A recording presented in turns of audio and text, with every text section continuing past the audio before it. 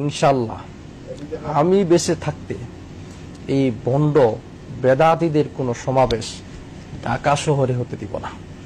26 April যে সমাবেশের ডাক তারা দিছে সেই সমাবেশ ঢাকা শহরে হবে না, বাংলাদেশের কোনো ডিস্ট্রিক্টে হবে না।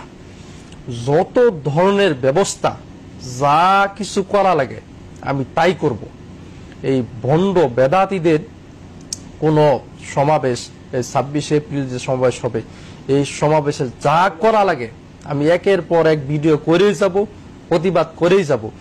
তারা যদি ফিলিস্তিনকে পছন্দ করে, ভালোবাসে, তাদের প্রতি এত টান, তাহলে তারা 12 তারিখ যে এক সমাবেশ হইল সব দলের লোক ছিল তখন, এখন মূলত করতে চাইছে তারা তাদের দলের সাথে যে একটা নতুন দল অ্যাড হয়েছে তথাকথিত গুজব লীগ, আওয়ামী লীগ, এরা মিলা বাংলাদেশের যে বর্তমান পরিস্থিতি যেভাবে দেশটা উপরের দিকে যাইতেছে এটা মূলত পরিস্থিতির ঘোলাটে করবে, বুঝছেন।